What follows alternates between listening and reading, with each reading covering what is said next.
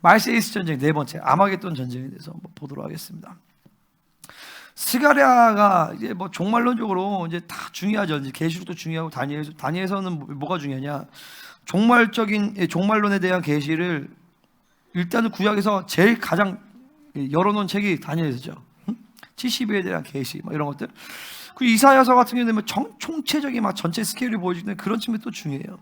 근데 이제 계시록은 또 제일 중요하죠. 특별히 종말론에 있어서 마지막 그 계시의 그 완성을 이루는 책이니까. 근데 이 스가랴서는 뭐가 중요하냐면 시간표를 다 보여주는 책이에요. 그래서 19장, 10장, 11장, 12장부터 14장 이게 네 번의 전쟁에 대한 사건들을 다 스가랴가 보여주는 거예요. 그래서 우리가 이제 첫 시간에 뭘 봤어요? 환란 전후 주거나 환란 후 주거냐, 환란 후 주거나. 그렇죠. 11, 그 두 번째 70일에 대한 비밀에 대해서. 그 다음에 네 짐승, 그리고 메인 빌런 셋, 적그리스도 거짓 선지자, 음료에 대해서 봤고, 그 다음에 이제 본격적으로 말세이스 전쟁 첫 번째 이제 스가랴 9장에 대한 전쟁. 그게 바로 현재 5차 중동 전쟁이라고 볼 수 있다는 거예요. 이게 얼마나 긴급한 시간이에요. 그리고 그 5차 중동 전쟁에 대한 확증을 이제 이 현재 5차 중동 전쟁이 스가랴 9장의 예언이다라고 확증지어지는 사건이 바로 다음 주에 있을 미국 대선이라는 것이죠. 그리고 그 이후에 이제 이 전쟁에서 누가 이겨요? 이스라엘이 이기죠. 이스라엘이 승리하면서 레바논 그리고 요단 동편 그리고 블레셋 이런 땅들을 회복을 합니다. 그러고 나서 이제 이스라엘 승리하고 나서 얼마 안 있다가 이제 미국의 흐름이 바뀌어요. 미국 이제 민주당 쪽으로 서게 되고, 그리고 러시아, 터키가 같이 연합되어지고, 그러면서 이제 에스겔 38장의 곡과 마고의 전쟁이 이제 시작이 되어지는 것이죠. 그때 미국은 방관합니다. 미국이나 유럽 사이는 방관하고 순위파 이슬람도 방관해야죠. 그리고 터키, 러시아, 그리고 이란, 이라크, 리비아, 이제 구스, 에티오피아 이런 나라들이 연합해서 이스라엘을 치는데 이때 엄청난 전쟁이 이루어져요. 이 전쟁에 대한 원인은 뭐냐? 바로 이스라엘이 두 가지 이유였어요. 하나는 리더들의 타락이었고, 하나는 우상숭배였어요. 이 두 가지로 말미암아 이스라엘이 심판을 받는 거죠. 근데 이 전쟁에서 누가 이겨요? 바로 이스라엘이 승리를 하죠. 이스라엘 승리를 하면서 이 아랍 군대와 이런 러시아, 터키를 완전 초토화시켜버려요. 그런 시즌 가운데서 이 성경에 예언되지 않는 나라들은 어떻게 될까? 이게 굉장히 예민한 부분이에요. 그러니까 한국은 거기에 예언되어 있지 않잖아요. 그죠? 그럼 그때 이 한반도는 어떻게 싸워야 되는 거야? 당연히 이란의 편에 들면 안 되죠. 지금 북한은 이란 편에 들어가잖아요. 그죠? 이란 편에 들어가면 안 돼. 그 커넥션을 끊어버려야 돼. 그리고 친중친북적인 그런 정권이 세워지면 이란 편으로 들어가게 돼 있어요. 한반도는. 그렇게 하면 안 되죠. 그리고 이때 복음으로 이 한반도가 통일을 해서 이 전쟁에 휩쓸리지 않고 그 이후에 일어나게 되어지는 3차 대전에 대한 준비를 해야 되는 거예요. 아멘이시죠? 그러니까 이게 이 예언을 보고 하나님의 큰 경영을 보고 그 다음에 정치, 경제, 사회, 문화를 봐야 되는 것이에요. 그러니까 경제면 경제. 그러니까 앞으로도 경제적인 측면에서도 계속 가면 갈수록 좋아지겠어요? 안 좋아지겠어요? 안 좋아지죠. 안 좋아져요. 전체적인 흐름에서는. 그러면 이때 우리는 어떻게 해야 되냐? 남은 자들은 하나님의 풍성함을 갖고 살아야 되기 때문에 여러분은 믿음으로 사업을 하면, 믿음으로 살면 하나님 우리를 더 풍성하게 하십니다. 오히려 이때 부의 재이동이 쭉 일어나게 되어지면서 이 마지막 때 영적 두로를 세우시는 그 하나님의 역사원에 우리가 동참하게 되어지는 것이에요. 아멘입니까? 그러니까 무조건 믿음으로 살아야 돼. 자기의 한계와 자기가 가지고 있는 가능성으로 내가 A를 잘하니까 나 A로 먹고 살겠다. 그건 자기 생각이죠. 나는 B를 할 수 있으니까 B로 먹고 살겠다. 나는 10만큼 할 수 있으니까 나는 10만큼 가지고 살겠다. 그건 자기 생각이에요. 우리는 하나님 앞에 다 비워내는 거예요. A도 비워내고 B도 비워내고 내가 10만큼 있다. 10을 비워내는 거예요. 그리고 하나님의 100을 갖고 사는 것이죠. 그거를 지금 훈련을 해야 돼요. 지금 훈련을. 그러니까 지금 믿음으로 사는 훈련을 해야 되는 것이죠. 어설프게 내가 조금 할 줄 아는 것 같고 그거를 의지해서 살면 하나님의 풍성함을 갖고 살 수가 없다라는 것이에요. 아멘입니까? 저도 옛날에 그런 고민 많이 했어요. 내가 사역자로서 내가 뭘 잘할 수 있을까? 내가 뭘 특화가 될까? 내가 뭐를 가지고 내세워서 우리 교회를 뭐를 차별화시켜서 할 수 있을까? 다 지 생각이죠. 요즘에 그런 생각 안 해요. 내가 뭘 잘하는지 가늠도 못해. 내가 뭘 잘하는지 뭘 못하는지 별로 신경도 안 써. 그냥 하나님의 뜻이냐 아니야. 하나님의 뜻이면 기름을 부으셔. 그걸 하게 하셔. 내가 지난주에도 중보인도 할 때 그런 얘기 했잖아요. 지지난주에 중보인도 거기 실시간 집회였는데 실시간 집회 처음이가 막 정신이 없는 거예요. 그래서 이게 막 중보 인도는 많이 했지만 실시간 집회 하니까 그게 뭐냐면 그 중보 자체가 내가 어색한 게 아니라 실시간 집회의 그 기름 부으심이 그게 내가 어색한 거야. 근데 일주일 정도 쭉 있으면서 기름 부으심이 쭉 임하니까 실시간 집회 중보에 대한 기름 부으심이 쭉쭉쭉 들어왔어요.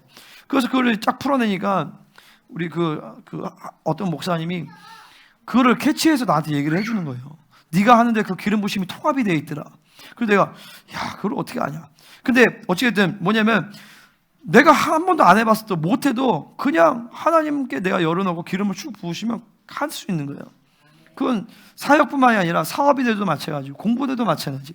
그러니까 우리는 내가 뭘 잘하냐 뭘 못하냐 뭘 가지고 있냐 뭘 이거 별로 의미가 없어요. 특별히 이 마지막 때는 더욱더 의미가 없어요. 그럼 믿음으로 살면 돼요. 하나님의 나라로 살면 돼요. 할렐루야. 오직 성령으로 살면 되는 것이죠. 아멘입니까? 그러니까 이 3차 대전, 그러니까 에스겔 38장, 39장의 전쟁, 38장의 곡가먹의 전쟁에서 이스라엘이 승리를 하죠. 그 결과 어떻게 되어지냐? 이스라엘이 이제 하나님이 아브라함에게 주신 모든 영토를 다 회복을 합니다. 이야, 기가 막힌 거예요. 응? 모든 영토를 다 회복을 해버려요. 그 엄청난 땅이에요.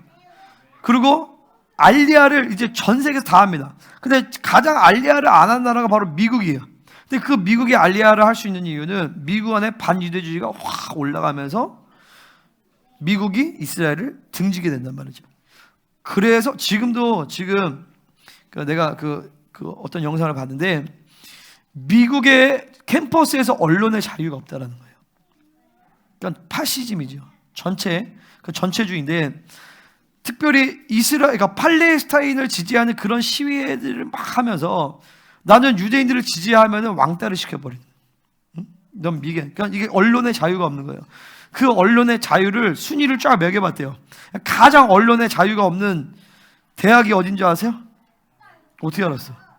봤어요? 영상 봤어요? 똑똑하네. 하버드가 1등, 응?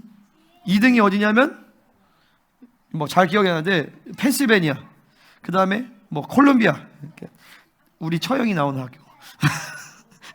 우리 처형이랑 우리 처형 이거 영상 안 보겠지? 우리 처형이 나오는 학교랑 우리 처형 남편의 가문이 다니는 학교 유펜 펜실베니아 대학인데 거기 가장 좌파가 심한 그렇다는 거예요. 그러니까 미국에서도 언론의 자유가 이제 사라지는 거죠. 차별금지법이 왜 위험하냐? 차별금지법이 통과되어지면 내가 동성애는 죄다라면 나 감옥 가는 거예요. 응? 그게 자유를 억압한단 말이죠. 그러니까 이런 반유대주의가 미국에서 지금도 올라오는데 이제 확 올라와요. 이제 이 트럼프 임기 이후에. 그러면서 이제 미국에 있는 유대인들이 대규모 알리아를 하면서 이제 이 이스라엘의 네게브 지역, 이 사막 지역이거든요. 이런 데서 사람들이 살게 되어져. 지금도 그 지역에 어떤 사람들이 이제 준비를 하냐면 메시아니 유대인들 가운데서 그 예언의 말씀을 믿고 다니엘서 11장에 그런 예언의 말씀이 있거든요. 그 예언의 말씀이 믿고 거기서 그러니까 그 집단 생활을 하는 그런 메시아니 유대인들이 있어요. 오늘 이제 다니엘 11장에서 그러면서 이제 이스라엘이 어마어마한 전쟁에서 승리를 했잖아요. 그러고 나서 이제 전 세계에서 알리아를 하고 이스라엘의 영토가 확장되어지고 이제 열방의 국가들이 이스라엘이랑 우리가 싸우면 안 되겠다. 쟤네 진짜 죽여버리고 싶어도 일단은 평화조약을 맺자 하고 등장하는 사람이 바로 적그리스도예요. 그러면서 적그리스도가 등장해서 그게 이제 바로 그럴 수도 있고 인터벌이 있을 수도 있어요. 어쨌든 한 명의 지도자가 세계 정부를 구성하여서 이스라엘과 평화조약을 맺으면서 이제 제3성전을 건립을 하게 되어지죠. 제3성전 건립할 때 이스라엘은 또 이 열국의 국가들과 타협하면서 영토를 반환을 합니다. 그게 바로 전 3년반의 시작이에요. 그러면서 하나님은 이스라엘에게 진노하여서 6번째 나팔, 바로 3차 대전의 전쟁이 시작이 되어지는 거예요. 이때는 이스라엘이 집니다. 지고 이 3차 대전에 동방으로부터 2억의 군대가 와요. 그럼 어느 나라겠어요? 중국이 이제 여기서 개입을 하는 거죠. 중국과 이란인가 이런 나라에 다시 좀 개입을 하면서 이역의 군대들이 초토화를 시켜버려요. 이때 사람의 3분의 1이 죽는다고 했어요. 이 3분의 1이 인류의 3분의 1인지 모르겠지만, 만일 인류의 3분의 1이면 23억의 인구인데 나는 이게 상상이 안 돼. 과연 진짜 인류 3분의 1인가? 근데 여기서 이제 스가랴 말씀해 보면 이스라엘 백성의 3분의 2가 죽는다는 얘기는 나와요. 3분의 2? 그 3분의 2는 뭐겠어요? 3분의 2. 그러니까 1500에서 2000만이거든요. 지금 한 900만 정도 되고, 이제 미국에 있는 유대인들이 600만이야. 그러면 그 1500이거든요. 그 인구가 번성하면 2000만까지 갈 수 있어요. 1500에서 2000만이라면. 1500으로 따지면 3분의 2가 죽으면 1000만 명이 죽는, 1000만 명. 양주시 인구가 몇 명인지 아세요? 26만. 양주 곱하기 10을 해봤자 260만 밖에 안 돼. 30배, 양주시 인구의 30배가 되는 인구가 다 죽어버리는 거예요. 그러니까 한 사람의 몸에 50kg로 쳐봐봐. 70%가 수분이잖아요. 그러면 35kg가 물이라, 35리터예요. 내 한 사람에서 몸에서 나올 수 있는 피의 양이 35리터 최소한. 그거 아세요? 옛날에 6.25 전쟁 때 서울이 완전히 쑥대밭이 됐잖아요. 그때 그 노래가 있어요. 전우의 시체를 넘고, 목사님 어떻게 하세요? 군대 갔다 오셨어요? 시체를 넘는데 시체가 여름이 되면 썩어서 터져버려요. 그러면 피가 흥건해진단 말이야. 그러니까 피가 흥건하지. 그러면은 어떤 짐승이 많이 움직이겠어요? 쥐새끼 이런 애들은 확 득실득실 한단 말이야. 쥐, 구더기, 이런 것들이 1000만 명의 시체가 널려져 있고, 피가 말굴레까지 온다 그랬어. 말굴레가 한 이 정도, 아니지, 1.5m니까 요 정도, 이 정도까지 말굴레 피가 하고 307kg를 간다 그랬어. 그 피가 1000만 명의 피가 그렇게 많은 거예요. 여러분, 우리가 그런 생각해 봐야 돼. 그 피가 할 때 그 피가 선포를 하거든요. 피가 말을 한단 말이야. 그 얼마나 많은 슬픔과 고통의 소리가 이스라엘에서 팍 울려 퍼지겠어요. 그러니까 우리는 그런 걸 알아야 돼. 왜 하나님 그렇게 하실까? 그러니까 하나님은 이 거룩과 정결, 당신의 신분, 그러니까 하나님의 성품을 오해하면 안 돼요. 그러니까 하나님은 당신의 거룩과 하나님이 부여하신 존귀를 버리는 것을 그렇게 하나님은 싫어하신다. 그러니까 하나님 싫어하신다고 해도 그럴 수밖에 없는 거예요. 그분의 거룩이라는 것이. 인류와 그리고 이스라엘의 이제 이전까지 6,000년 동안에 쌓였던 모든 죄악들을 해결하는 시간이잖아요. 드디어 이제 심판이 이제 이루어지는 거예요. 그러니까 우리가 살아가는 시간이 그런 시간들이에요. 그러니까 그때 우리가 심판의 위치에 처음에 당연히 안 되죠. 할렐루야. 우리는 그때 남은 자로 준비되어져서 이제 마지막 주님 오시기를 예비하면서 그 환난 가운데 우리는 환난을 당하는 게 아니라 환난을 뚫고 지나가는 거예요. 아멘. 고센 땅에 있던 이스라엘 백성에게는 환난이 오지 않았습니다. 아멘입니까? 그 마지막 때 고센 땅은 어디냐? 바로 양주입니다. 이러면 이제 사입이 되는 거예요. 아멘. 그게 있는데 양주가 아니라 하나님의 참 교회가 고센 땅인 거예요. 진리가 있는 거, 성령이 임재하시는 거, 열린 하늘문이 있는 거, 그것이 바로 마지막 때 고센 땅이 되는 것이. 그곳에는 하나님의 재앙이 그것도 임하지 않는 것이. 그리고 하나님의 풍성함이 여전히 존재하는 것이.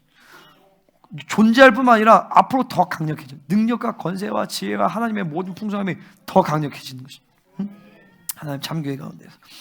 그래서 이 지난주에 이제 3차 대전에 얘기했고, 전쟁에 패하면서 어떻게 되어지냐? 이제 적그리스도가 본색을 드러내면서 이제 자기가 삼성전에 신중의 신으로 좌정을 하기 시작합니다. 그때 적그리스도가 가지고 있는 이 소위 신론은 뭐냐? 힌두교의 브라만 신의 신론을 가지고 내가 신중의 신이다 하고, 이스라엘이 이제 그때부터 본격적으로 고난의 시간을 들어가면서 이스라엘의 남은 자들이 두 증인과 함께 이제 광야에서 하나님으로 양육을 받으면서 마지막 전쟁을 준비를 하는 거예요.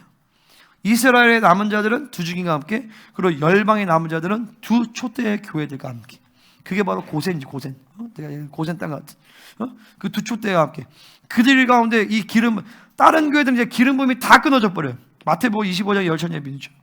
기름 부음이 다 끊어지는데 이 두 촛대의 교회, 이 하나님 마지막 세운 마지막 남은 자들 참교회 가운데서는 기름 부으심이 막 쏟아져 버립니다. 강력하게 하나님의 영광과 능력과 계시와 할렐루야 막 더 강력하게 쏟아 부어진.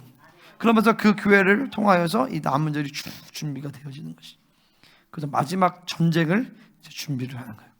그 마지막 전쟁이 뭐냐? 바로 이 아마겟돈 전쟁이에요. 아마겟돈 전쟁. 아마겟돈 탔겠지가 아니라 할무기또. 할이 산이라지. 무기또는 할이 산. 무기또라는 지역이에요. 그러니까 무기또 그 지역에 그거를 헬라어로 아마겟돈 이렇게 하는 거예요. 할무기또 전쟁이 사실은 아마겟돈 전쟁. 왜냐면 그 무기또 전쟁의 모든 군사들이 모여서 거기서 이제 엄청난 이제 피바람이 부는 거죠. 그다음에 아마겟돈 전쟁인데 이게 마지막 전쟁이 바로 이 아마겟돈 전쟁. 이것은 후 3년 만에 시작이 되어지고, 이 아마겟돈 전쟁의 포인트는 뭐냐? 자, 적그리스도가 3차 대전을 통해서 웬만한 굵직굵직한 나라들은 다 자기가 장악을 했어요.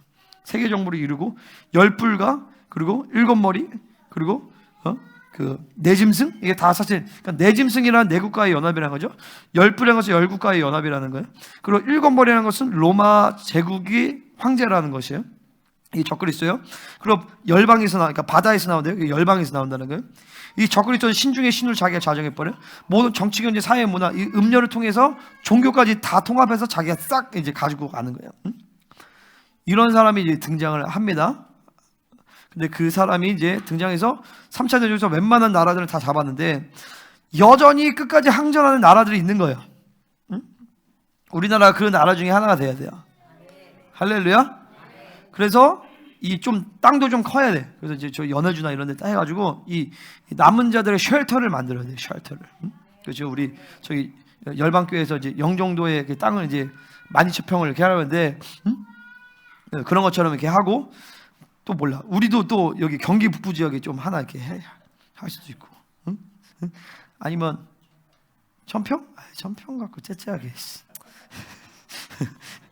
영광교회가 600평인데 하려면 10,000평 정도 돼야지. 아니면 뭐 안 된다. 그러면 뭐 영종도로 이사 가지. 환란 때 3년 반 요때만 같이 이사. 어쨌든 뭐 하나님의 우리랑 뭐 의지. 어쨌든 뭐 중요한 건 지금 땅 팔고 이런 거는 이건 잘못된 거예요. 지금 막 통전이 모아봤자 소용없어요. 통전이 다 까드세요.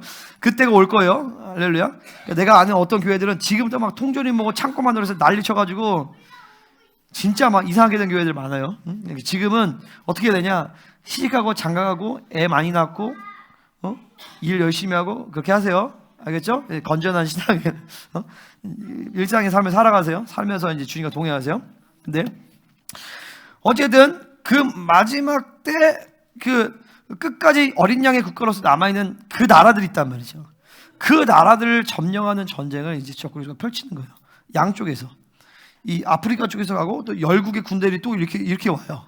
그러면서 나중에 이렇게 이스라엘로 같이 이렇게 모인단 말이죠. 그러니까 두 군데에서, 그러니까 두 군대의 무리가 이제 몰리는 게 다니엘서 11장에 나와요. 그래서 이제 그때 끝까지 항전하면, 우리가 끝까지 항전하면 만약에 한반도가 어린 양의 국가가 되어서 끝까지 적그리스도가 항전한다. 그러면은 예를 들어서 이제 여기서 적그리스도에게 속하게 된 국가들이 우리를 죽이려고 하겠죠. 그때 어떻게 될까? 성경에 안 나오는데 그때 죽나? 대부분? 뭐 죽든지 하겠죠. 죽든지 아니면 예루살렘에 이거 생각을 해봐야겠다. 예루살렘에 예수야가 재림하실 때 그때 아마 끝까지 항전을 같이 하다 승리를 하든지 아니면 죽든지 하겠죠. 어쨌든 끝까지 항전을 하면서 전쟁을 끝까지 항전하다 예수님 오실 때 우리도 같이 그럴 것 같아. 아니다. 예수님 재림 전에 믿는 자들은 다 들림받아. 생각해보니까 맞아. 그러니까 다 초토화 되는 거예요. 나머지들은. 맞아, 그게 맞아. 우리는 들림받기 때문에 이제 남은 자들이 없는 이 나라는 이 마지막 적그리스도 다 싹쓸이 되는 거예요. 그리고 나머지 이제 적그리스도 항전하면서 남아 있는 사람들 다 이제 동굴에 숨는 거죠. 숨어서 끝까지 남아서 살아있는 자들 가운데서 이제 천년국에 들어갈 수 있는 자격을 하나님 주시는 거예요. 적그리스도 끝까지 속하지 않고 그리고 끝까지 이제 믿음은 없지만 들림은 못 받았지만 살아남은 사람들을 대상으로 이제 천년왕국의 백성들로 그 사람들 하나님 삼으시는 것이죠. 이렇게 천년왕국이 실제적인 나라예요. 자, 오늘 뭐 설교 다 해버렸네. 그래서 이제 아마겟돈 전쟁, 자, 그렇습니다. 그게 바로 아마겟돈 전쟁이다. 그래서 마지막까지 이제 예루살렘으로 집결을 하면서 그때 이제 예수님이 다 오시면서 이 전쟁이 다 끝나버려요. 오늘 그 이야기를 자세하게 한번 들어가 보도록 하겠습니다. 알겠죠? 재밌겠죠? 네? 자, 한번 보겠습니다. 스가랴 12장 2절 말씀. 자, 2절이에요. 그건 1절이야. 그 다음 보라, 이거죠. 보라 내가 2절을 빼먹었네. 그 2절 아니야, 1절이라니까. 자, 제가 읽을게요. 보라 내가, 다 같이 읽겠습니다. 시작. 보라 내가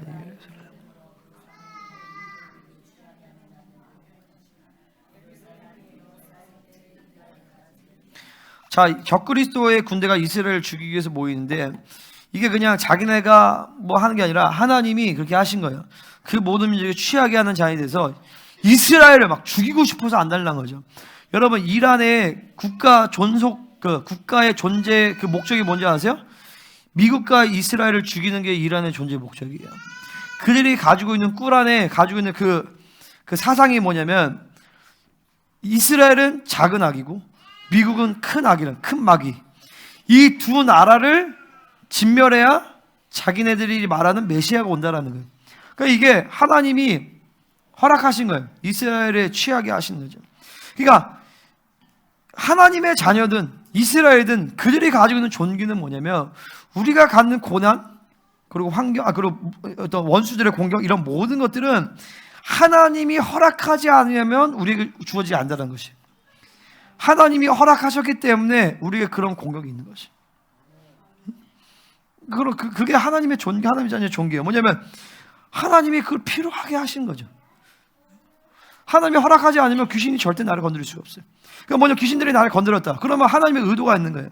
그 의도만 알고 내가 회개할 거 회개하고, 혹은 정말 내가 회개할 게 없는데 나를 건드렸다. 그러면 얘네들은 대가를 치러야 되는 거예요. 그러니까 자신이 있죠. 그 원수에게 눌리지 않아. 그리고 100배로 갚아줘 버려. 할렐루야. 그 이스라엘도 마찬가지야. 하나님이 그렇게 하셨기 때문에 하나님의 의도가 있는 그 목적이 있어요. 그 목적만 그냥 성취하면 이스라엘은 행복한 거예요. 아멘입니까? 그러니까 그 문제 자체, 고난 자체랑 내가 싸울 필요가 없다라는 것이죠. 자, 3절 한번 읽어보겠습니다. 시작.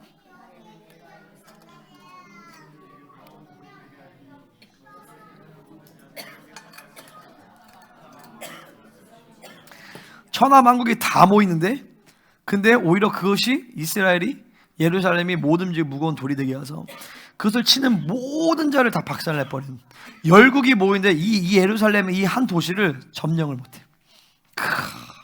기가 막히잖아요. 천사 하나가 7,8만 5천을 싹쓸이 해버려요. 그러니까 우리 하나님은 능력이 없어서 우리가 당하게 하시는 게 아니에요. 이유가 있는 거예요. 사실은 당할 필요도 없어. 당한다면 뭔가 이유가 있는 거예요. 그것만 해결하면 당할 필요 없어요. 그러니까 이게 이제 나 진짜 믿어져. 전쟁에서 패배가 불가능하구나. 이게. 아멘 안 하세요? 영전전에서 패배가 불가능해. 실제로 내가 최근 몇 개월 가운데서 영전에서 밀린 기억이 없어. 늘 승리했어. 할렐루야. 앞으로 매일 승리할 거야. 때론 조금 눌리거나 할 수 있지만 결국엔 승리했어. 아멘입니까? 이게 무거운 돌이에요. 무거운 돌. 왜 모든 민족이 모이냐? 한 번에 모여서 한 번에 다 싹쓸이 해버리게 하기 위해서 하나님 다 모이게 하신다. 일망타진시키려고. 할렐루야. 우리 하나님은 이런 하나님이에요. 우리 하나님이 이렇게 자신 있는 하나님이에요. 자, 이제 재밌는 얘기 이제 본격적으로 나와요. 자, 12장 4절. 아니야, 잠깐만요. 요거 말고. 자, 요 잠깐 멈추고 다니엘서 11장을 보겠습니다. 왜냐면 이게 스가랴가 순서가 뒤죽박죽이어가지고 순서를 내가 좀 보여주기 위해서 다니엘서 11장 한번 볼게요. 다니엘서 11장 40절에서 보면, 자, 아까 제가 얘기했잖아요. 자, 적그리스도가 어떤 세계를 한번 싹 쓸었어요. 싹 쓸고 마지막 적그리스도에게 항전하는 나라들이 있어요. 그 나라들을 이렇게 이제 이 북방 쪽에서 해서 열국의 군대가 이제 들어오고, 그 다음에 적그리스도는 어디서 싸우냐면 이 아프리카 지역에서 싸움을 해요. 아프리카 지역에서 끝까지 적그리스도 쪽에 들어가지 않은 나라들이 있었던 거예요. 그러니까 이쪽에서도 있는 거죠. 동방 쪽에서도 우리 한반도 같이 한반도 같이 싸움을 잘한다면, 그러면 그런 나라들 적그리스도의 군대가 그러니까 적그리스도에게 속한 군대들이 여기서 싸우면서 이렇게 넘어오고, 유프라테 강유역을 마르게 한 다음에 이렇게 오잖아요. 마지막 그 6번째 대접에서. 그리고 적그리스도는 아프리카에 싸우면서 이렇게 올라와요. 이렇게 올라오는데 다니엘 11장 40절에서 보면, 마지막 때에 남방왕이 그와 힘을 겨룰 것이나 이 남방왕이 누군지 모르겠지만 북방은 적그리스도로 얘기해요. 북방과 대적하는 왕이 존재한다는 것이죠. 북방이 병거와 마병과 많은 배로 회오리 바람처럼 그에게로 마주와서 그 여러 나라의 침공하는 물이 넘친 같이 지나갈 것이죠. 적그리스도가 남방을 치고 이 이집트나 그리고 이 아프리카 지역을 점령하면서 온단 말이죠. 그때 11장 41절에서 보면 그가 또 영화로운 땅에 들어갈 것이요. 영화로운 땅은 예루살렘을 얘기하는 것이죠. 많은 나라를 패망하게 할 것이나 오직 에돔, 모압, 암몬 자손의 지도자들은 그것에서 벗어나리라. 이건 요르단 얘기예요. 이때 지도자들은 적그리스도에서 벗어난대요. 요르단이 굉장히 중요한 땅이에요. 그 다음에 42절 찾은 분들 읽어볼게요. 시작.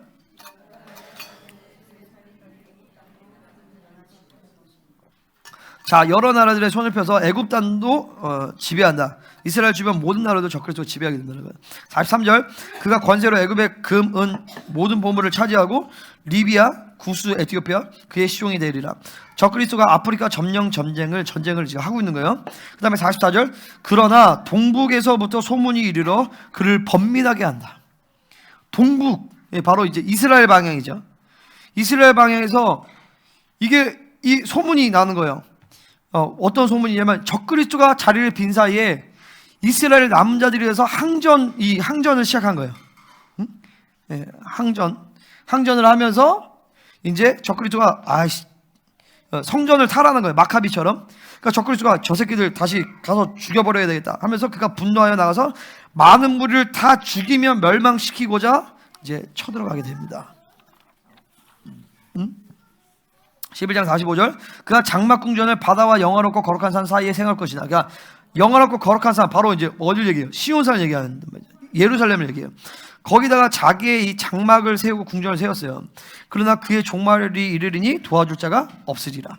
자, 뭐요? 자, 이제 다시 스가랴로 돌아와서 이 마지막 때 아마겟돈 전쟁은 두 군데서 이루어지게 돼. 적그리스도가 아프리카부터 점령하면서 네게부 지역으로 가요. 유다에서. 그 유다 지파와 싸웁니다. 그리고 또 위로부터 오는 국가들이 예루살렘을 둘러서서 예루살렘을 싸운단 말이죠. 이 두 군데에서 전쟁이 일어나요. 자, 이제 그 배경에서 이제 보는 거예요.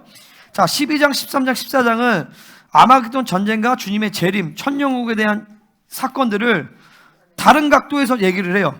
그러니까 나중에 14장에서 통합적으로 한번 쭉 순서적으로 볼 거예요. 자, 12장 4절 보면, 자, 4절 한번 읽어보겠습니다. 시작.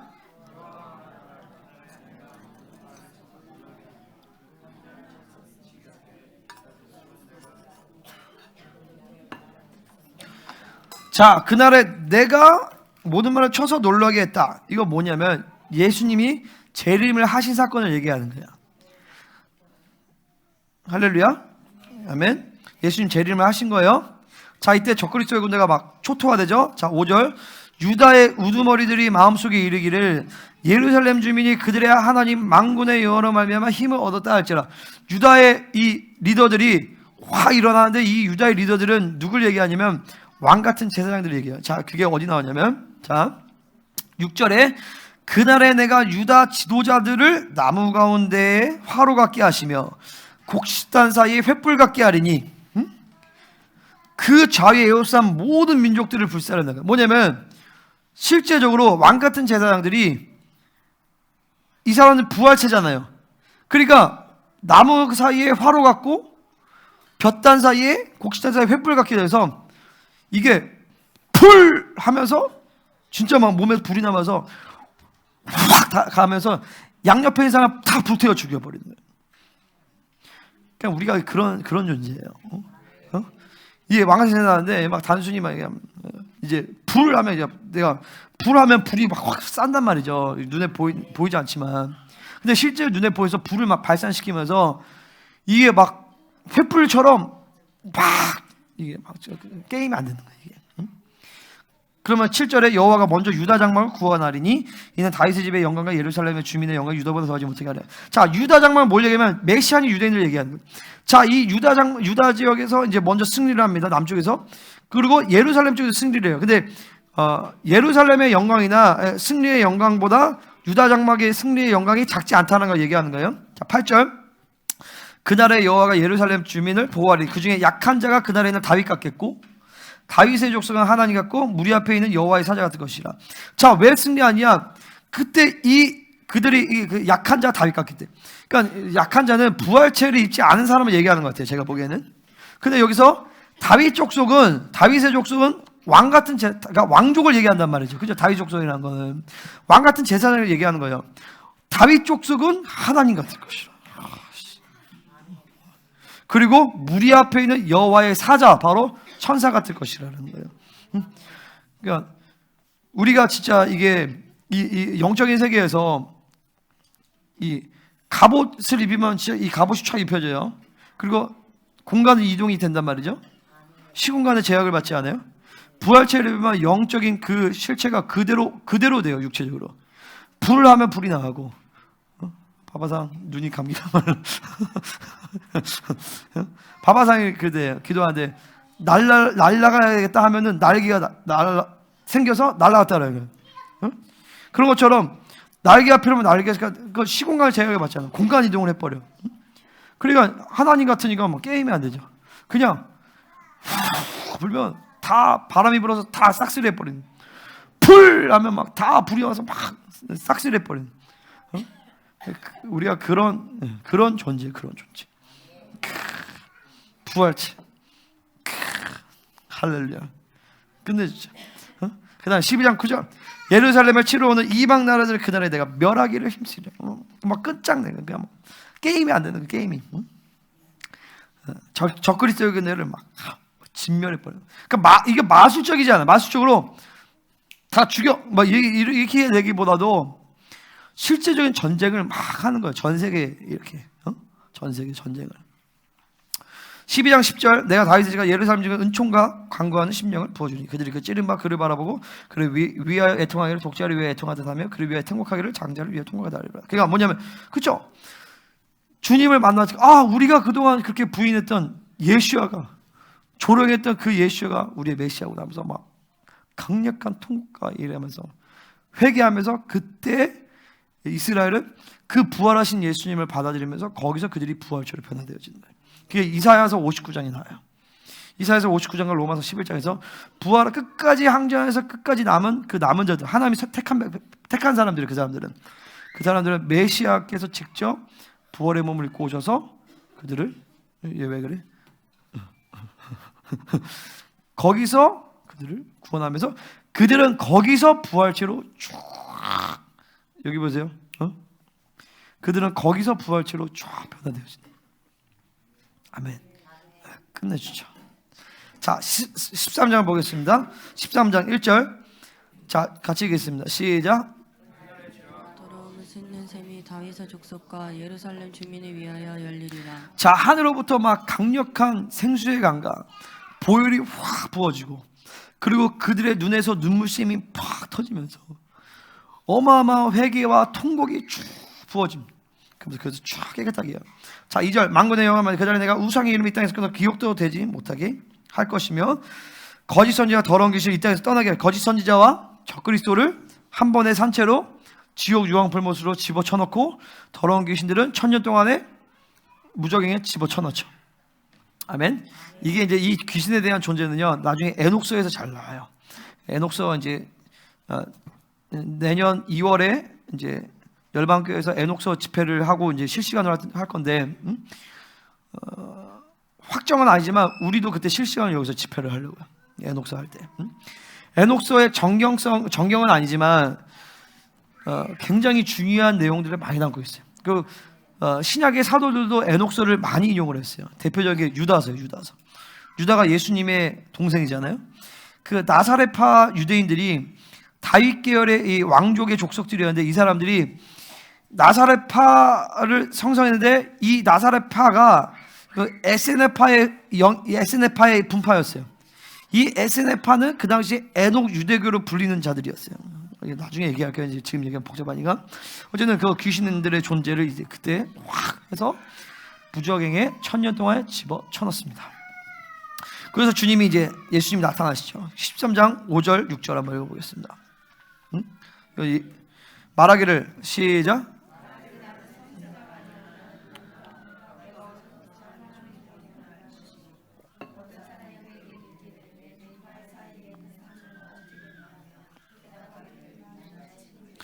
이거는 인간으로 오신 예수와께서 이제 두 팔 사이에 있는 상처, 바로 자신의 이 십자가의 상흔을 보여주면서 그 상처는 어찌 됨이니까 하고 이스라엘 백성들 물어봅니다. 그때 예수님께서 이는 나의 친구 집에서 받은 상처라라고 얘기하시네요. 그분은 인간으로서 오셨고, 인간으로서 들림받으셨고, 인간으로서 다시 내려오세요. 할렐루야. 완전한 인간이시지만 완전한 신이신 그분. 완전한 신인데 완전한 인간이죠. 그분은 나는 이제 십자가를 졌으니까 인간의 몸을 벗어버리고 난 이제 다시 하나님의 아들로 이제 인간 끝 졸업이야 라고 하지 아니하시고, 그분은 부활체를 입으시고 여전히 그 부활체를 입고 있어요. 그 말은 뭐냐? 그분은 사람인 것을 굉장히 자랑스럽게 여기시는 거예요. 그건 왜 그러냐? 우리의 모델이 되시는 거예요. 그분이 부활의 몸을, 인간의 몸을 입고 있었어도 하나님의 신성이 제한되지 않아요. 이제는요, 우리가 가진 부활의 몸이라는 게 그런 거예요. 내 안에 있는 신성의 그 존귀가, 우리 안에 신성의 능력이 있어요. 아멘입니까?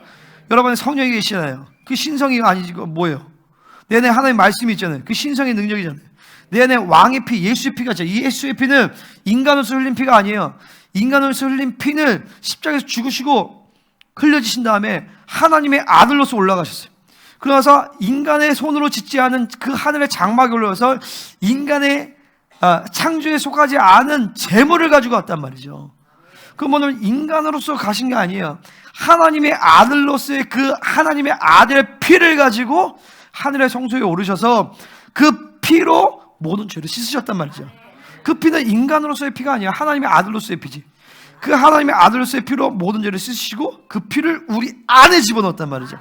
그 내 안에 있는 피는, 이 예수의 피는 인간 예수의 피가 아니라 하나님의 아들로서의 예수의 피예요. 왕족의 피죠. 왕의 피죠. 하나님의 아들의 피죠. 그래서 하나님의 아들의 권세를 얻는 것이죠. 근데 그럼에도 불구하고 그분은 여전히 인간의 모습을 갖고 있어요. 부활하신 그분. 그 뭐냐면, 야, 니네도 나처럼 될 거야 라고 얘기를 하는 거예요. 그 보여주는 거예요. 이 상처는 어떤 상처? 내가 나의 친구 집에서 받은. 우리 같으면 이제, 야, 씨, 이 새끼들, 내가 2000년 동안 못 알아봤어, 이 새끼들. 그럴 거 아니야. 내가 이지까 했는데, 씨. 근데 내 친구의 집에서 받은 상처야. 응? 그동안 고생했어. 응? 너희들은 나의 백성이야. 응? 이 뒤에서 멋있는 말 나오는데, 주님이 멋있어요. 7절, 만군의 여호와가 칼아 끼어서 내 목자, 내 짝된 자를 치라. 목자를 치면 작은 자들 위에는 내가 내 손을 들이라. 이건 이제 리더들 치는 거죠. 리더들 치는 거. 자, 8절. 여호와가 말하는 이 온 땅의 3분의 2는 멸망하고 3분의 1은 거기. 3분의 2, 아까 얘기한 것처럼 1000만 명 이상이 죽어버려요. 1.5m 높이로 307km가 피해 강물이 흘러버려요. 끔찍한 거죠. 끔찍한 거. 그러니까 이스라엘은 핍박받게 돼 있어요. 하나님의 교회도 핍박받게 돼. 그 사람의 시선, 사람의 평가가 두려우면 남은 자로 살 수가 없어. 할렐루야. 사람이 두려우면 절대 남은 자로 살 수 없어. 남은 자는 광야에서 만들어지는 것입니다. 하나님만 의지하는 사람, 절름발이, 쫓겨난 자, 핍박받는 자, 이 세상에서 인정받으려는, 나도 이제 그런 성향이 강했는데, 나도 바빌론이 강하기 때문에 막 자꾸 사람을 설득해야 돼. 이렇게 해가지고. 근데 사실은 영으로 사는 사람은 그렇지 않아. 그냥 던져버리는, 사람을 설득하는 에너지를 쏟지 않아. 하나님께 집중하는 거야. 내가 얼마 전까지 해도 그런 거에 참 에너지를 많이 썼어. 뭐 이렇게 해서 오해야 뭐 어떡하지. 근데 지금은 내가 담임 목회하면서 별로 그런 게 그런 거 에너지 쏟을 시간 자체가 없어. 사람을 설득하고 물론 필요하면 하겠지만 그 시간 가운데 하나님께 집중하는 시간이 훨씬 더 중요해요. 자, 9절에 내가 그 3분의 1을 불 가운데 던져 은같이 연단하며 금같이 시험할 것이라. 그러니까 이 시대가 이제 온 거예요, 사실은요.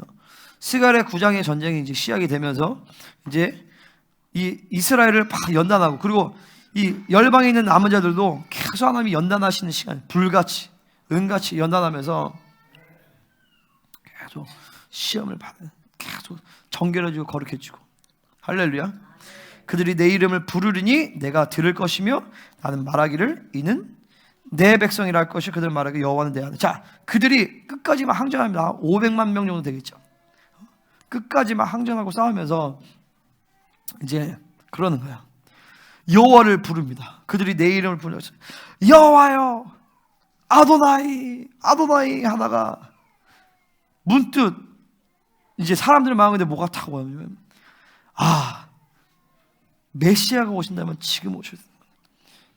그 이스라엘에서 가장 영향력 있는 랍비가 있었대요. 그 사람이 100살 넘어서 죽었는데, 그 사람이 죽기 전에 메모를 이렇게 해가지고 내가 죽은 다음에 꼭 펼쳐봐라. 그 사람이 뭘 썼냐면 메시아가 오셨다. 그분은 바로 예수야다. 실제로 그 있었던 일이에요. 그런데도 사람들이 안 믿잖아요. 왜 안 믿냐면 눈이 가려져서 그래요. 근데 이제 이때쯤 되면 이런 고난의 시간 가운데서 이제 이 이스라엘 백성들의 눈이 열리기 시작해요. 쭉 열리면서 맞아, 예수가 메시아인 것 같아. 예수가 메시아인 것 같아. 그러면서 바루카바 베셈 아도나이 찬송하리로다 주의 이름으로 오시느냐 바루카바 베셈 아도나이 하면서 예수하여 당신이 메시아라면 지금 오셔야 됩니다. 바루카바 베셈 아도나이 한다면 그때 하늘에서 주님이 백마를 타고 준비한 스탠바이 하고 계시는 거예요. 그 뒤에는 누가 있어요? 왕같은 제사장이 백마를 타고 쭉 있고, 그 뒤에는 천군 천사들이 이제 천군 천사들이 눈에 보여 쫙 있어. 주님이 이스라엘 백성들이 바루카바 베셈 아도나이 메시아 예수하여 오시옵소서. 주님이 우리를 딱 보고 이제 가자. 빵! 이거 한번 해줘야지. 나팔 빵 불고 하늘이 쭉 열리면서 하늘의 군대가 쫙 내려오는 거예요. 할렐루야. 거기 있어야 되겠어? 없어야 되겠어? 있어요. 무조건 있어. 내가 어제 막 오늘 기도하는데 이게 그러니 주님이 자 이제 때가 됐다. 이제 가자. 내 백성을 이스라엘을 살리러 가자. 이스라엘을 구원하러 가자. 쭉 이제 오시는 거예요. 할렐루야. 자 이제 14장을 넘어가요. 이제 그 장면을 그러면서 너희들은 나 백성이 이제 나오는데, 자 이제 여기서 나옵니다. 자 2절 이제 내가 이방 나오고 자 4절 그날에 그의 발이 예루살렘과 곧 동쪽 감람산에 서실 것이요 감람산 그 한가운데 가운데로 골짜기가 되어서 산 절반 북으로 산 절반은 남으로 옮기고, 딱 주님이 망가뜨리가 쫙 강림하자 하늘에 쭉 하면서 막 그때 우리는 막 백마 타고 가지고 풀 하면서 막 다 죽여버리고 막 입에서 검이 나온다 그랬어.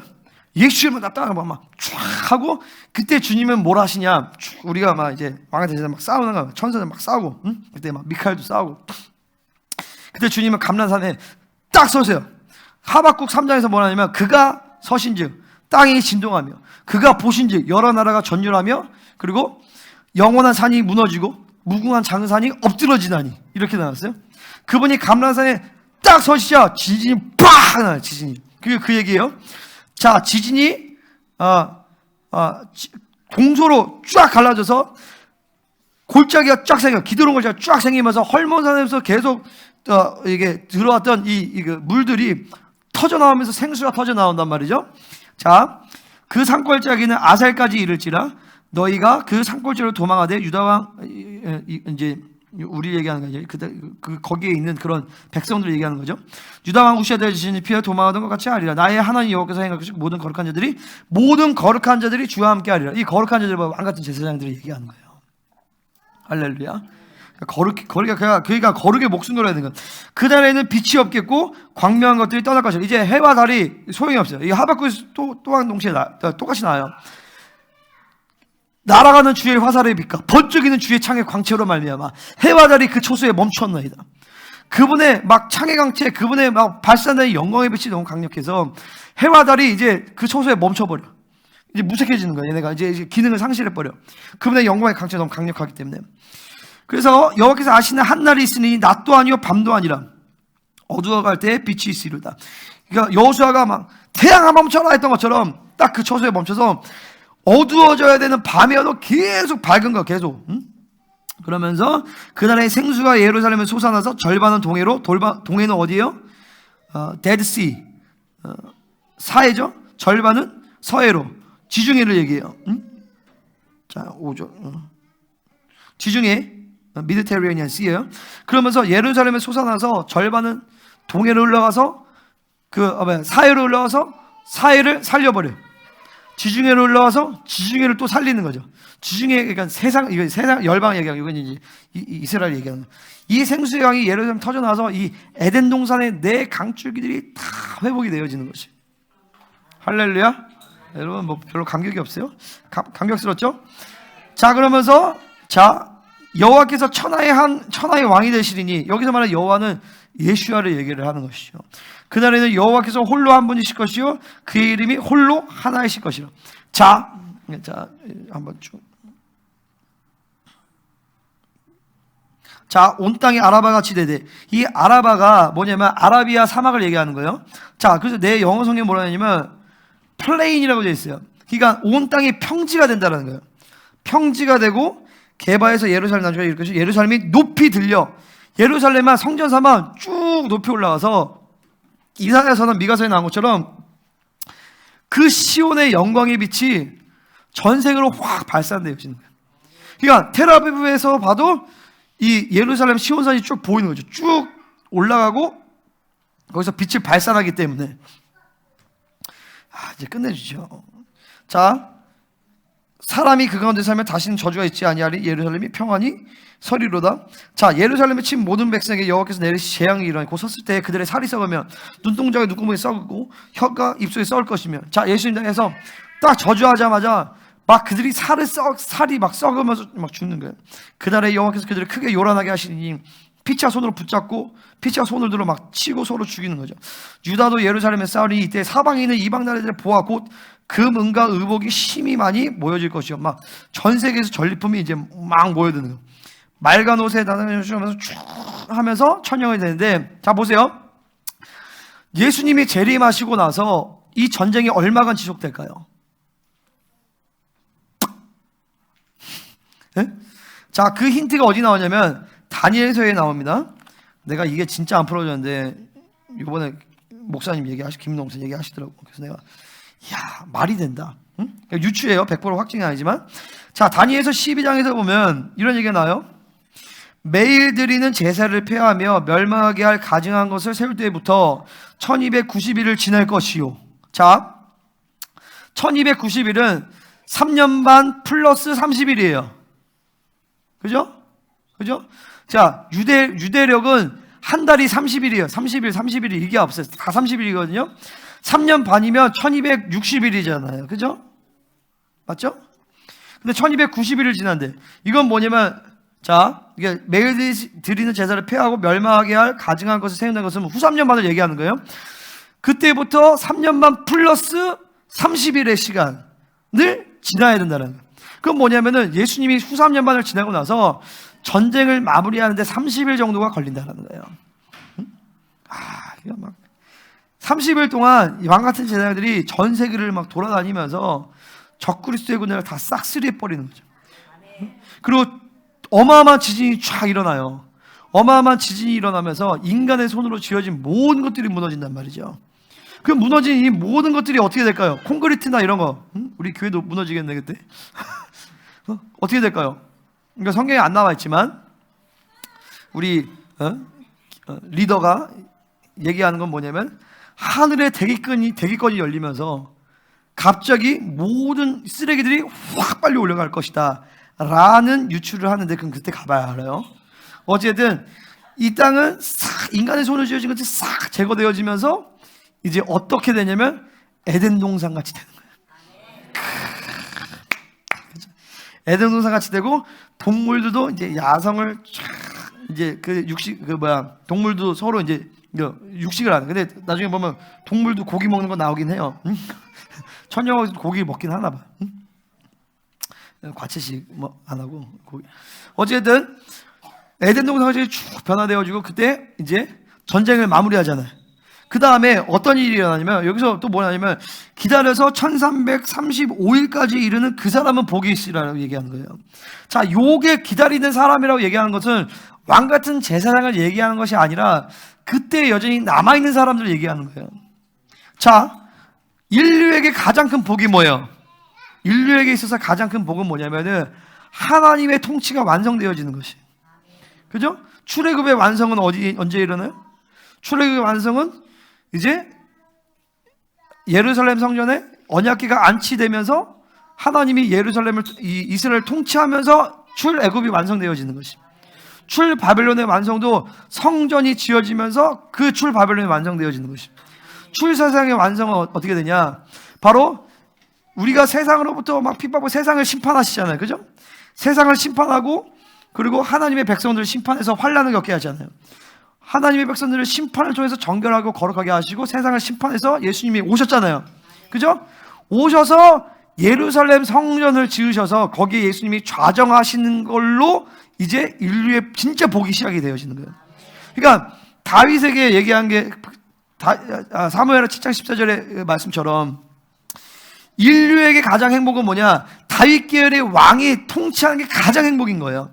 그러니까 봐보세요. 그날에 이제 자 여기서 보면 1335일이래요. 그때까지 있는 사람은 복이 있대. 그러면 상식적으로 생각해 보세요. 자, 제3성전을 주님이 쓰실까요? 제3성전을 못 써. 거기에 적그리스도가 있고. 자, 30일 동안에 예수님 재림한 30일 동안에 전쟁을 다 끝내버려. 그 다음에 1335일은 그 이후에 1290, 340, 45일이 더 걸린다는 거예요. 45일이. 그 45일 동안 예수님이 통치하실 성전을 건축하는 시간들이.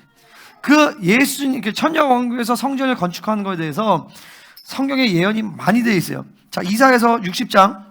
자, 이거 한번 볼게요. 자, 이사야서 60장. 이사야서 60장 10절. 자, 내가 노하여 너를 쳤으나 이제는 나의 은혜로 너를 불쌍히 여겼은즉 이방인들이 내 성벽을 쌓을 것이요 그들의 왕들이 너를 섬길 것이다. 인류 역사 가운데서 이방인의 왕들이 이스라엘 성벽을 건설한 적은 한 번도 없어요. 이거는 천년왕국 때 이제 이방인들 이제 남아있는 열국의 이제 열국의 이제 백성들과 지도자들이 예루살렘으로 와서 그들이 모든 금은보와 모든 전리품을 다 가지고 이스라엘 성벽을 세운다는 거예요. 자, 그리고 스가랴 6장. 자, 여호수아의 대관식에 대한 말씀인데 여기서 보면 자, 15절에 먼데 사람들이 와서 여호와의 전을 건축하리니 만군의 여호와께서 나를 너에게 보내신 줄 너희가 알리라 하면서 이제 주님이 좌정하신 성전을 건축하는 얘기가 나와요. 이스라엘 성벽과 성전 건축이 45일이 걸릴 거예요. 아니면 말고. 근데 전체적인 성경의 맥을 봤을 때 이 다니엘이 왜 굳이 그거까지 얘기했을까? 그러니까 이게 이게 성경이 기가 막히죠. 이렇게 정확하게 얘기를 해요. 그 45일간의 시간 가운데서 성벽과 성전을 거주하고 이제 딱 모든 마무리가 됐잖아요. 그죠? 막 끝내죠. 이 땅에 막 인간의 존재 다 무너져 버리고 에덴 동산 같이 됐어. 자, 이 땅에 이제 존재하는 존재가 어디냐면 귀신은 없어요. 그죠? 자, 남아있는 백성들이 있어요. 부활의 몸을 입지 않은 백성들.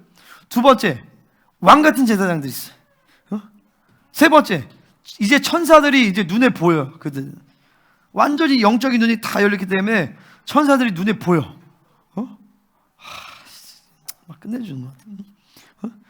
그리고 누가 또 있어요? 이제 예수야가 어디 왔다 갔다 안 거리시고 예루살렘의 성전에 늘 계셔. 근데 이 왕 같은 자들은 시공간에 제한을 받지 않은 부활의 몸을 입고 있기 때문에 언제 어디서든지 주님을 보고 싶으면 슉 가서 주님의 목도할 수 있어. 아멘. 근데 봐봐요. 이 성전을 다 완성됐어. 이제 거기서 이제 대관식을 하는 거예요. 대관식을 하면서 내가 너를 양주의 왕으로 내가 너를 파송한다. 내가 너를 시흥의 왕으로 내가 너를 파송한다. 내가 너를 에티오피아의 왕으로 내가 너를 보낸다. 임명을 받고 그 왕적 권위를 가지고 이제 우리에게 맡겨진 그 통치의 영역으로 이제 가는 거죠. 거기서 주님과 함께 1000년 동안 왕노릇 하리로다. 할렐루야. 아멘. 자, 천년왕국 좀 더 얘기하면, 자, 예루살렘을 치러 왔던 나라들 중에 남은 자가 이제 천년왕국에 살아남은 자들을 얘기하는 거예요. 올라와서 그 왕 만군의 여호와께 경배하며 초막절을 지킬 것이라. 초막절을 지켜야 돼. 초막절을. 응? 왜? 천년왕국의 국경일 초막절이요. 땅에 있는 족속 중에 그 왕 만군의 여호와께 경배하러 예루살렘에 올라오지 아니하는 자들에게는 비가 아니지 않는 바로 재앙이 와요. 끝내주죠. 영적인 세계에서 이제. 만일 애굽 족속이 올라오지 않으면 칠고 이방을 사는 재앙을 그게 되니까 귀신들이 없어도 여전히 패역하게 사는 인간들이 있다라는 거예요. 하나님의 말씀에 순종하지 않고 그렇게 예배하러 오지 않는 사람들이 있다. 애굽 사람이 이방 나라에서 초막절을 지키러 올라오지 아니한 자가 받을 벌이 그러하니라. 그러니까 이방 나라에게 치었던 재앙 그게 임한다는 거죠. 자, 그날에는 말방울까지 여호와께 성결이라 기록될 것이라. 여호와 전에 있는 모든 수치 제단과 주발과 다름이 없을 것이다. 자, 21절 가시겠습니다. 시작. 솥이 만군의 여호와의 성물이 된 것인지 제사 드리는 자가 와서 이 솥을 가져다가 그것으로 고기를 삶으리라. 그날에는 여호와의 전에 가나안 사람이 다시 있지 아니하리라 하시니라. 아멘. 예루살렘이 이제 완벽하게 거룩해진. 예루살렘뿐만 아니라 열방도 하나면 완전한 거룩이 이루어지는 것이죠. 할렐루야. 그러니까 보세요, 여러분. 우리는 그냥 무조건 이 왕 같은 세상 안 된 사람 어딨냐? 하늘에서 뭐 하는지 몰라요. 1000년 동안 훈련 받겠죠. 근데 이 왕 같은 세상 이때 또 훈련하고 이때 또 사역하고 이때 또 주님을 섬기면서 그들의 영원한 상급이 더 커진 거죠. 점점 커져. 그리고 다 천년이 끝날 때 이제 한번 미혹하는 전쟁이 딱 일어나고 그때 한번 잠깐 하면서 이제까지 사역했던 1000년 동안에 섬겼던 영혼들을 한번 점검을 해버려요. 그때도 여전히 하나님 배신한 사람인데 하고 싹쓸이하고 그 다음에 새 하늘과 새 땅이 이제 그동안 하나님이 계속 새 예루살렘 준비를 하신 거예요. 보세요. 하나님이 지금 수천 년 동안 계속 우리가 아버지와 함께 거할 처소를 준비하고 계시잖아요. 천년왕국 때도 아직 완성이 안 됐어요. 왜냐하면 천년왕국 때도 우리가 상급을 쌓기 때문에. 아직 완성이 안 됐어요. 근데 그 상급이 뭐냐면 문화에 비해서 한 도시를 준다, 10도시를 주는데 한 도시의 사이즈가 새 예루살렘상의 한 도시의 사이즈잖아요. 응? 그게 가장 로얄 그 도시인데 그 한 도시의 사이즈가 미국만 해. 2300km, 2300km. 높이로도 2300km란 말이죠. 여기서부터 대기권이 10km. 2300km면 얼마나 높은 거예요. 그죠? 하늘로. 그 하늘에 층들이 있다는. 그 도시를 내려서 내가 10도시를 받아. 그러면 그 미국만 할 때는 나한테 10도시를 주는 거예요. 그러니까 이 지구는 그 하나님의 나라의 스케일을 감당할 수가 없어요. 그 하나님 나라의 스케일이 얼마나 크냐면 이 우주가 그것을 감당할 수가 없어서 우주가 찢어져 버린단 말이죠. 할렐루야. 이 우주는 얼마나 크냐면 1초마다 수천 킬로씩 막 증가를 해요. 응? 근데 그 하나님의 나라는 우주 공간이 감당할 수가 없어. 우주가 찢어져 버려. 우리가 받을 나라가 바로 그 하나님의 나라인 것이. 우리의 아버지가 누구냐? 그 하나님의 나라의 왕 중에 왕이 우리 아버지라는 것이. 근데 돈이 없는 게 뭐가 문제가 되겠어? 능력이 없는 게 문제가 되겠어? 지혜가 없는 게 문제가 되겠어? 우리의 관심은 뭐냐? 오직 거룩, 오직 예수, 오직 진리. 그래서 그날의 왕같은 자녀로서 그 영원한 하나님의 나라를 믿음, 유업으로 받는 것이 우리의 관심이다라는 것이. 할렐루야. 그러니까 고난, 환난, 전쟁 다 있어도 아무것도 문제가 되지 않아. 아무것도 문제가 되지 않게 하셔. 그 모든 것을 이길 수 있는 넉넉한 믿음을 주셔. 할렐루야. 그리고 그 고난과 환난을 통과했을 때 우리가 받을 유업은 좋기 그것과 비교할 수가 없도다. 할렐루야. 우리가 받을 영광은 그 고난과 비교할 수가 없다. 아멘. 30억이 죽건 3만 1,000만 명이 죽건 아무 상관이 없어. 그 모든 환난을 통해서 믿음을 주시고 그 환난 이후에 우리를 정결하게 하셔서 우리에게 주실 영광이 어마어마하기 때문에 우리는 오늘도 예수로 살기를 결단하자 이 말이에요. 할렐루야. 기도합시다.